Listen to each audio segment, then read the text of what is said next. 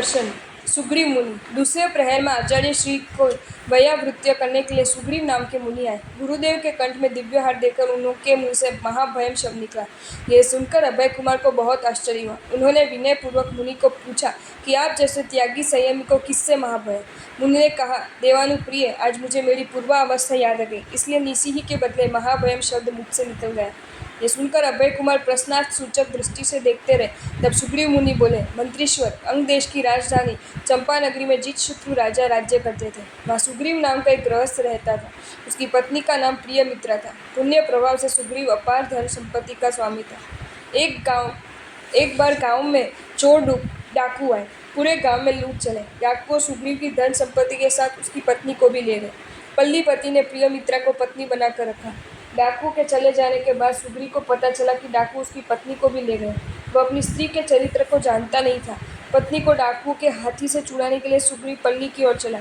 पल्ली के नजदीक एक बुढ़िया के घर में ठहरा। उसको अपनी सारी अवधि सुनाई। सुनकर सुग्रीव के प्रति सहानुभूति रखकर बुढ़िया पल्ली में गई।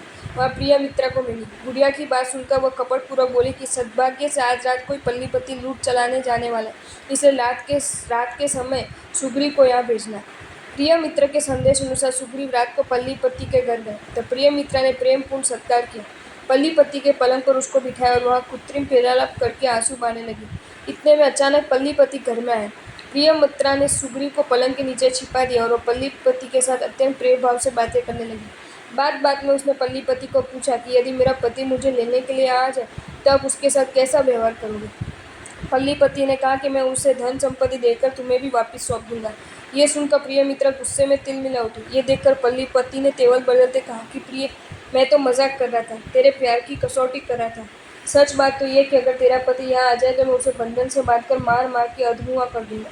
इस बात से प्रसन्न होकर प्रियमित्रा ने इशारे से कह दिया कि उसका पति पलंग के नीचे छिपा है। पल्लीपति ने निर्दयता से उसे खींचकर गाढ़े बंधन से बांधकर चाबुक से फटकार और अधमुए जैसी स्थिति में एक और फेंक दिया। कुछ देर बाद भाग्य योग से वहाँ एक कुत्ता आया। कुत्ते ने अपने दांतों से सुग्रीव के बंधन काट दिया। बंधन मुक्त होते ही वह दुस्साहस करके पल्लीपति के पलंग के पास धंस गया। पल्लीपति गाढ़ निद्रा में सोया हुआ था। पास में एक तलवार पड़ी थी। सुग्रीव ने वह उठा ली। फिर चुपकी से प्रियमित्रा को जागृत करके बोला, दुष्टा, चुपचाप चल मेरे साथ। अगर जरा सी भी आवाज़ की तो इसी तलवार से मैं तेरा धड़ मस्तक अलग हो जाएंगे। प्रियमित्रा डर के मारे सुग्रीव के साथ चलने लगी, परंतु उसकी कुटिलता से वह अनभिज्ञ था। रात्रि में चलते चलते प्रियमित्रा ने अपने वस्त्र फाड़कर रास्ते में उड़ाए।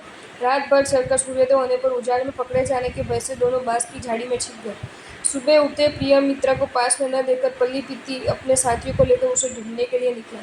प्रियमित्रा ने उड़ाए हुए चिथड़े के संकेत अनुसार चलते चलते वे जंगल में बांस की झाड़ी में पहुंच गए। सुग्रीव को देखकर पल्लीपति का क्रोध बेकाबू हुआ। सुग्रीव की अच्छी तरह से पिटाई करके उसके हाथ पांव में किल्ले ठोककर प्रियमित्रा को लेकर चला गया।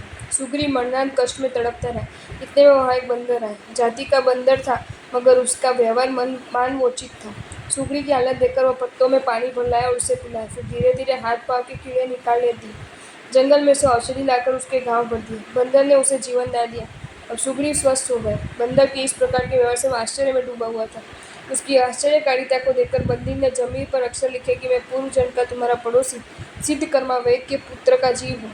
तुम्हें देखकर मुझे जाति स्मरण ज्ञान हुआ। पूर्व जन्म के संस्कार वश में औषधियों को जानता हूँ। ये सब सुन जानकर सुग्रीव ने कहा कि तेरे उपकार को मैं कभी नहीं भूल पाऊंगा। तुमने मेरी जिंदगी बचाई है, इस उपकार वश में तुम्हारी क्या सेवा करूँ? बंदर ने बताया कि मैं शताधिक बंदरियों का स्वामी था, युद्धपुती बनकर इस वन में आनंद से रहता था। एक दिन एक बलवीर बंदर ने अचानक मेरे पर हमला किया, मुझे परास्त करके युद्ध से निकाल दिया। अगर तुम मुझे उपकारवश सहाय करना चाहते हो तो उस बलवीर बंदर को पराजित करके वापस मुझे युद्धपति बना दो।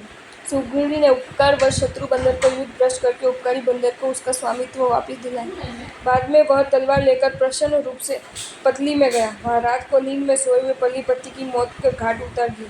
पत्नी के दुष्चरित्र को देखकर सुग्रीव का मन संसार से उद्विग्न हो गया। वैराग्य भाव से पूरित उसने संयम अंगीकार किया। आज पूर्व अनुभूत घटना याद आने से सहसा महाभयम शब्द मुख से निकल गया। आपको ये वीडियो अच्छा लगा हो तो इसे लाइक करें और शेयर करें, और ऐसे ही नए नए वीडियोज़ देखने के लिए सब्सक्राइब करें हमारी channel Jain facts and stories को।